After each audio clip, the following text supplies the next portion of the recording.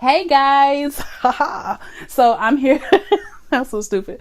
I'm here today with another reaction video from Horror Show Comics. He uploaded a new video from the Dissolving series of the siblings, the evil ass twins. I really enjoyed doing that video. I hope you guys enjoyed that last one as well. I've also uploaded another video. If you haven't checked that out, see it in the cards or in the description box down below. However I put it up, you'll be able to see it either way, okay? And yeah, I'm like really excited to watch this new video. He also has another video planned to come out on his birthday, which is October 28th. So I can't wait to watch that. So I have the video. It's called Interview with the Devil from the Dissolving series. So I think this is the last. He said this was like the last of the Dissolving series now. He's made multiple ones, but I only think I'll watch like, this is probably like my third video I might be watching, but this is going to be my second time doing a reaction from him. But I think so far I've watched 3 videos so far, if I'm correct. But yeah, these videos are awesome. I like his narration. I feel like he gives a very scary, I feel like he gives like a very scary way of, interpreting these evil ass twins and interpreting how bad these not twins, I'm sorry, these siblings are, because they are horrible ass folks. They are devil incarnates, okay? They just incarnate, and I love his narration. I love how he really spooks it up and gives that demeanor that I like and enjoy. But at the same time, I want to see how everything goes on this video. So without further ado, let's get started. There are no ads in this videos because he doesn't monetize these videos, because in a way it'd be copyright infringement. But I don't get monetization either, so we're both in the same boat, because I don't have the views to get monetization, and I wouldn't monetize this video either way, because there's no point. But yeah, so it's Horror Show presents Interview with the Devil from the Dissolving series, and I think this is the last one, and then he's gonna make some more, or like other comics as well. And we're gonna start. All right, so I got my mic on like always, and yeah, so let's get started.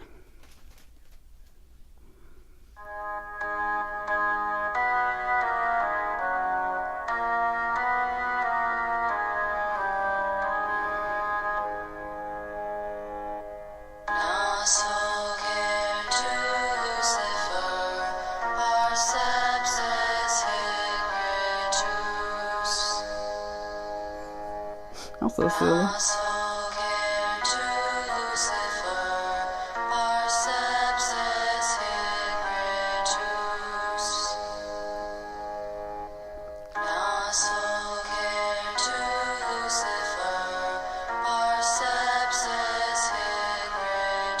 So I guess this is all his Patreon supporters. That's good, because that means he got a lot of good fans, and he deserves it, because it's pretty good. Ooh, okay. Somewhere within Japan is a small, secluded house. Located somewhere within the outskirts of a city. Bad idea. Behind the walls of this house may possibly be a story that needs to be told. And one man is now putting his own life at great risk when confronting the potential horrors that await within this house. Bad idea. Japan is now in a state of panic. Its people are overwhelmed with fear. And it's because of the courageous acts of a survivor, a young woman who has joined this man on a campaign against evil. They are fully determined to shed light upon the horror that has spreaded throughout the country and force the culprits from the shadows. People want answers, and because of this man, they are going to get answers. When Hamaoka was greeted by a young man after knocking on the door to this house, Yuma Aziri, he presumed, Hamaoka immediately noticed the foul stench within the house. The smell of something rancid. Introducing himself as a reporter for Akimoto Daily News. Basically, he just wanted to ask a few questions over the tragic incidents in Japan Yeah. where people were found melted or horribly disfigured. briefly explain how it's believed that these dissolving incidents are not a pathogen outbreak, as many believed, but are genuine murders, and why Hamaoka is strongly convinced that these murders are connected to Yuma Ziri and his little sister Chizumi. And the reasons why Hamaoka is convinced that there is a connection, and the reasons behind his unexpected visit, is because of a young woman who survived one of the horrible incidents. She survived. A tragedy at a high school 5 months ago, where a large number of students and teachers were found with their brains dissolved. And even though the girl's brain was badly damaged, unable to walk nor speak, she was able to say a few words, just enough to have people suspect that there is a connection between the dissolving incidents and the Aziris. And even though the girl is in no condition to leave the hospital, confined to a wheelchair, it's admirable how she was determined to join Hamaoka. Her friends, her loved ones, a lot of people have died because of the dissolving incidents. And there was nothing more she wanted than to see the culprits be brought to justice. I know she does, but it's not going to happen. Yuma was confused, dumbfounded. But Hamaoka immediately noticed how the young man was nervous, especially when noticing the girl who was with Hamaoka, how she would sit there in her wheelchair, shaking with hatred and fear. Mm-hmm. It was obvious that Yuma was acting as if he didn't know her. Yeah, he was. He knows who she is. Yuma began realizing the gig was up. There was no point in playing dumb. He must have known that it was only a matter of time before somebody would catch up, which is why he finally admitted, the girl does look familiar. If he's not mistaken, her name is Keiko Araisu, an old friend who was very kind to him. Oh yes, Yuma remembers her all right. But what Yuma was more interested in was how the reporter and Keiko were able to find him. How would she come to... And when Yuma began stepping closer to Keiko, that was when the girl panicked and screamed, stricken with fear, especially when Yuma began apologizing for starting her. And that was when Chizumi would enter the scene, finding the tearful reunion hilarious. Of all the foolish girls who were dumb enough to fall for Yuma's lies, honestly, Chizumi was more surprised that Keiko was still alive, that she didn't end up like the others, melted and having her brains just waiting to be devoured. I wonder what makes her so special. According to a few people who claim that the Aziris are involved with the dissolving murders, Hamaoka heard about Chizumi, supposedly a demonic child who torments the victims with her pranks before her brother gets involved. And as expected, Hamaoka wasn't surprised when seeing Chizumi and Yuma throw themselves into a sibling rivalry. Hamaoka did find it interesting when noticing Chizumi's odd behavior. Not the malicious child he imagined. It was like behind that sinister smile was either sadness or suffering. Oh yes, Hamaoka definitely knew that these two are connected with the dissolving incidents. Except, there was something a bit off with their behavior. There was something much more than meets the eye. And when the dispute between the siblings escalated with Yuma throwing himself on his knees, apologizing for his sister's vile lies and accusations, that was when Keiko had once again went into a panic frenzy, screaming as she began fearing for her own life when hearing the desperate apologies from Yuma. And even though Hamaoka tried stopping Yuma from this pitiful act, of finding his demands falling on deaf ears, he noticed how Yuma was strictly focusing his apologies onto Keiko. And that was when Hamaoka immediately grabbed Keiko and spared her from the torment when taking her away from Yuma in the house. I know business bringing her up there, dude. I don't know why she agreed to that. Why she agreed to this? It was only a matter of time before people would start looking for a pair of siblings. How long did Yuma and Chizumi think that they were going to last? All those people who have died and suffered because of their appetite for evil, before somebody would come knocking on their door. Better question, how did that reporter find them? You see, Yuma was very careful in covering his tracks, destroying the evidence and relocating to another city, thus making it impossible to track him down. He wasn't supposed to be found. And when watching the reporter rush Keiko from the house, that was when Yuma and Chizumi acted quickly by destroying the evidence, pouring the bottled remains of his victims down the sink, and escape into the woods. This was not supposed to happen. Obviously, Yuma didn't plan for this, leaving them with no choice but to destroy the final piece of evidence by burying the heads of his parents. And after quickly digging a hole with a kitchen knife, overhearing his parents scolding their pathetic son for burying them in some hole in the cold dirt out in the middle of nowhere, reminding Yuma that without them, he's nothing. He'll never survive on his own. They can still... And that was when Yuma began to apologize. Oh, Jesus Lord. Reluctantly begging, pleading for his parents' forgiveness as tears began to stream down his face. Yuma did not want this to happen. He was truly sorry that there was no other choice but to destroy his parents. It was not easy watching the remains of his parents crackle and burn, their heads being consumed by fire, but they were now gone. And Chizumi did not really know what to say. It was all fun and evil at first, but seeing her brother suffering, gaining a power that he did not enjoy, maybe for the first time, Chizumi felt different when seeing her brother, feeling the weight of his actions. I don't feel sorry for them because he's evil. They're pure evil. They've been wrecking Hamaoka was not surprised when he found the house emptied when returning with the hopes of having a few questions answered.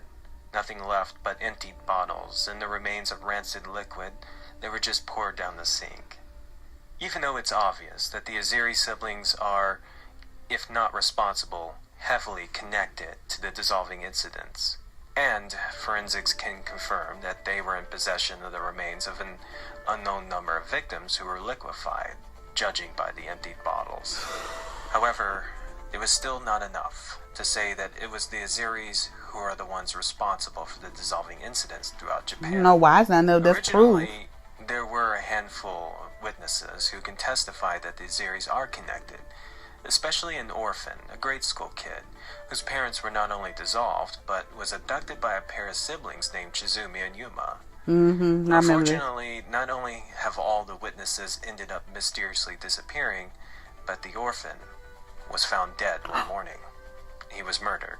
What? And even though Hamaoka and his editor-in-chief, Mr. Mori, immediately suspected Yuma, who was responsible for the witnesses disappearing and the boy being murdered. What? However, the Aziris do have an alibi, seeing how they were at a real estate office in a different city when the murder occurred, unable to find a house without having a guarantor. So finding the siblings is not going to be easy. They can be anywhere. Basically, the idea of running a story accusing a pair of siblings of being connected to something that is sending Japan into a state of fear was risky and reckless. However, they killed that boy. It took some time, but Hamaoka was able to convince Mr. Mori that there is a solid connection between the dissolving incidents and the Aziri siblings, and if he's right, they may be sitting on the biggest story of all time. And Hamaoka was fully confident that he can get these two kids on an exclusive interview. And as of right now, there's only one person who can find Yuma and Chizumi: Keiko. Oh, God. You see, when her brain was damaged from the dissolving attack, somehow she gained a telepathic connection with Yuma. It's because of her Hamaoka was able to find the siblings at that secluded house. And showing his editor, Mr. Mori, how Keiko was able to point out the siblings' location when holding the girl's arm. Watching her struggling to lift a finger at a location within the mountains, just on the outskirts of a city. Oh my God. Mr. Mori knew that pursuing this story would be controversial and would either end in a complete disaster or become a story that will expose one of the most shocking crimes in the world. Yeah. And that was when Mr. Mori made the toughest decision as editor-in-chief. For a young man who has proven himself as a terror, so many lives that have fallen because of his power, this is not what Yuma wanted, having to move from house to house, city to city, always looking over his shoulder, and now forced into sleeping in a tent while being hunted down by some reporter. But most of all, there was no greater pain than seeing what had become of his sister. Chizumi was never supposed to be part of this. Instead, she suffered the consequences of Yuma's power. The horror of watching his sister being warped into a sadistic monster with cannibalistic cravings. Enduring the moments when Yuma wanted to end her corrupted life. If Yuma Aziri could wish for anything, is to see his sister live in a normal, happy life. But obviously, that's not going to happen. No. And Chizumi knows it. Yuma could see it in her eyes, behind the sadistic grin, that demonic face. He could see a girl who's suffering, hating the very thing she's become. Another night of sleep, lost for Yuma, hounded by the sounds of those who had fallen victim to his power. Men and women who will never forgive him because of his irresistible love for the devil. And it was also on that night when Yuma would face a greater horror when being visited by a familiar face. Him, that reporter from the other day. Yuma staggered at the He fact just stepped that this into his own reporter death. He was pretty able much to just track him stepping. down again. Now with the opportunity to explain himself, Hamaoka wanted nothing more but to talk. To hear what Yuma has to say about the dissolving incidents, the disappearing witnesses, that boy who was just murdered, and how they are all connected to Yuma and his sister Chizumi. The fact is, Japan wants answers, and the Aziri siblings are the only ones who can do that. So if they are truly innocent, or there's something more to this, it would be wise for Yuma to come forward and explain himself. And even though Hamaoka is fully aware that he's putting his own life at risk when seeing Yuma throwing himself into a fit of apologies, that's not going to stop anything. In fact, it will just make things much worse for Yuma. You see, whether Yuma agrees to talk or not, there's still going to be a story about the Aziri siblings and how they are the prime suspects to the dissolving incidents. Even if something happens to Hamaoka, it won't stop his editor-in-chief from running the story and use Keiko to find out where Yuma's hiding. Basically, if Yuma Aziri refuses to talk, public opinion will take life of its own. Yeah, and because of the psychic connection between Yuma it happens and Keiko, every time in any new there story. will be no place in the world where Yuma and Chizumi can hide. The world is about to know Yuma Aziri, and there's nothing he can do about it, which is why he grabbed his sister and ran as far and fast as he can. As promised, a couple days later, Yuma and Chizumi Aziri made front page news.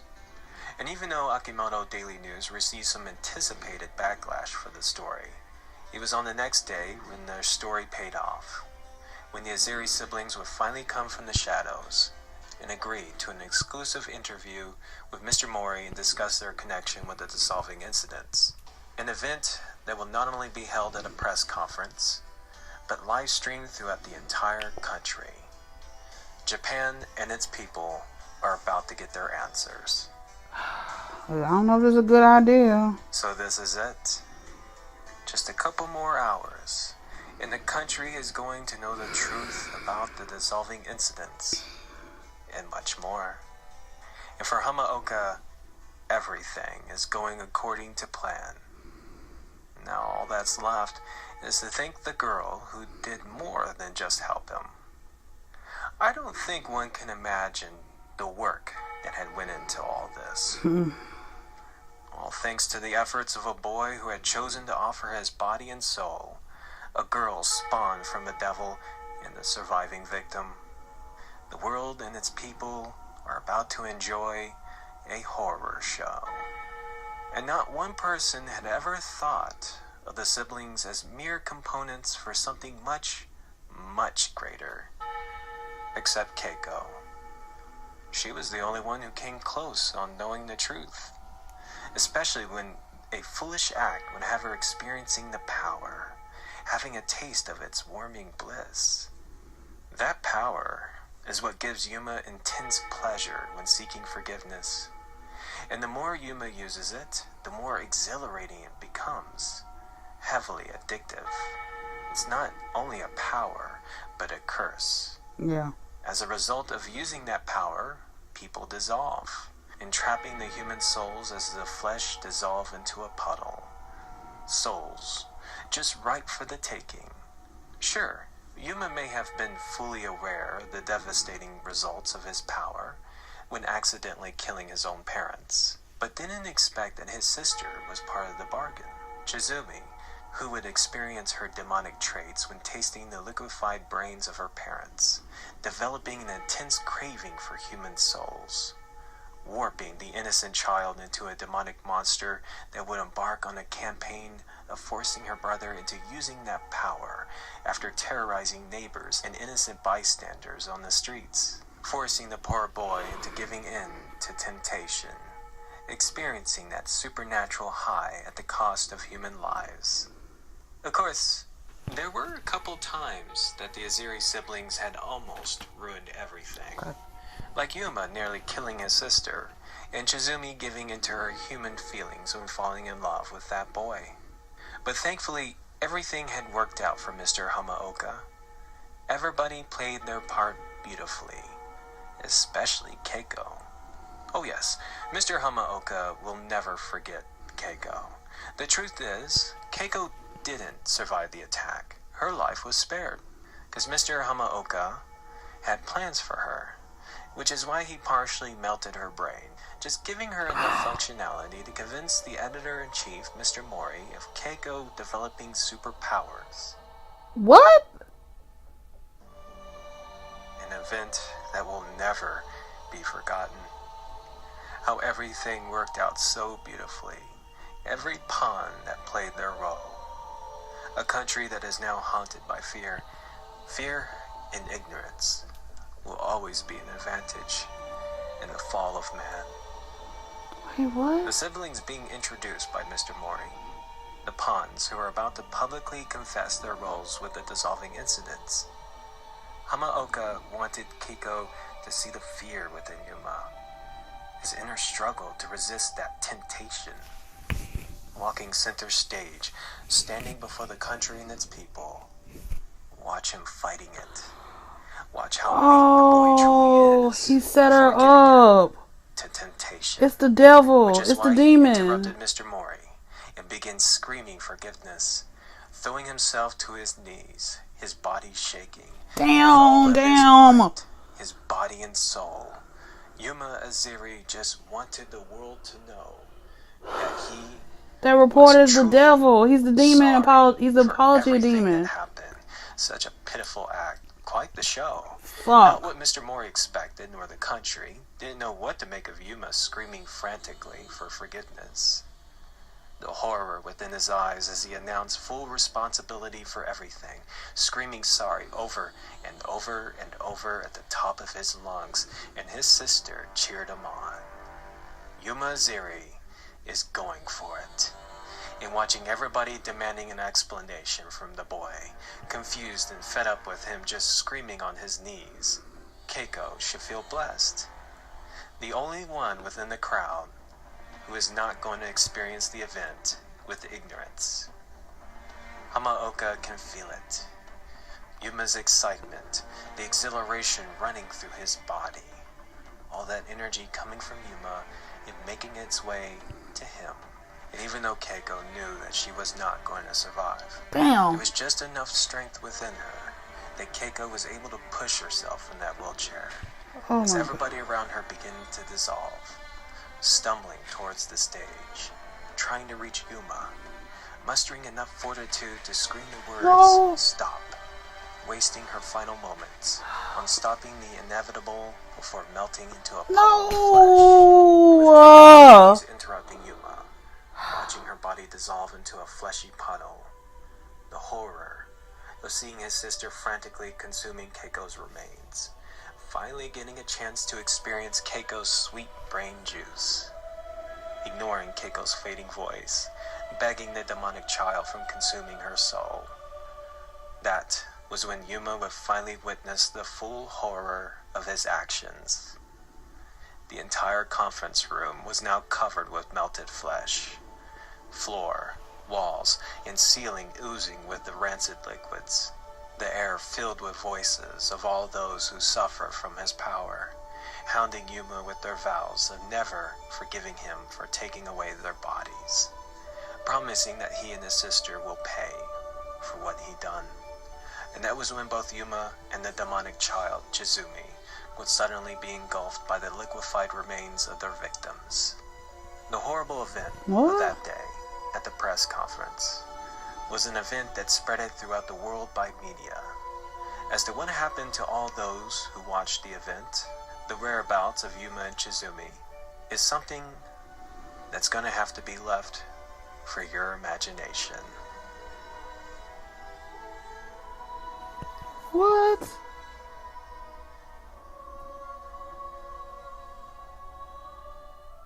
Is that it? Oh man, really? Yo. I'm kind of pissed off right now. I'm actually pissed off right now. Like, I legit really thought that she could have survived this, even though it damaged her early on. How much time? Okay, so around the same time. I really thought she could survive this. And this whole time, the reporter was the damn demon. He set it up so he can have her at last. Now, we don't even know if these damn siblings are alive anymore because all the little liquid melty stuff got on them. He did this on purpose. He set it up. He wanted for the world to see it. He wanted to show it to the world, but he set Kiko up. He set them up. He set them up. Because when he went in her room, he was making all these faces, and he's like, and then he changed himself into the apology demon, that the demon was constantly tormenting Yuma, right? Yeah, that's named Yuma. And he was the instigator. The whole time, he planned it, and I'm pissed. I know this is a comic, but I hate that happened to Kiko. I hate that it happened to her because she suffered so much. And then he killed all those reporters, and then he brought her back in there because he was like, I finally got you where I want you. That's what he wanted. And I'm so mad, you guys. Like, I'm pissed off right now. Like, damn, horror show. I was not expecting that at all. That was a good ass narration. That was a good ass comment, but I'm pissed. I'm pissed on extreme, like on a 500, 5,000. I'm pissed off right now. I am. So yeah, that is it, you guys. I reacted to it. I just gotta sound mad. I'm shocked right now. I really am. I'm very shocked that this happened. I was not expecting the report to be the goddamn apology demon. I was not expecting him to be that. Because when I saw that and I realized how he was talking like, you made it happen. He said, I got you where I wanted you. I finally got you. And he did it by pretending to be a fucking reporter. He probably killed the original reporter and made himself look like that so he can go around doing this. He knew what he was doing. That's why he kept apologizing to him. That's why he apologized. That's why he was running. He was running away because of that. But when he realized the guy was like talking to him and said, what are you doing to do all this? And then he started apologizing profusely. I knew then and there he was trying to get rid of him. Yuma was trying to get rid of him, but he said it wasn't going to work. So I think they gave him an idea like, oh my God, this is who I think it is. He's in another body or another form of a person. That's what it was. And he just killed like over maybe 50 reporters, including Kiko. And he's the only one still living. You didn't see him die. You just saw him just like smiling very happily. And I don't like it at all. I don't like it at all. I fucking don't. I don't. So that's it, you guys. I hope you enjoyed that reaction. Like, you could tell in my face, I was just like, why did she set herself up? But she couldn't control herself because she couldn't talk no more. And I was just like, why you went back? Why'd you accept it? She trusted him. That's what, She trusted him. Yeah, I'm done, you guys. Bye. Have a good night. Peace out. And be safe out there, you guys. So, bye.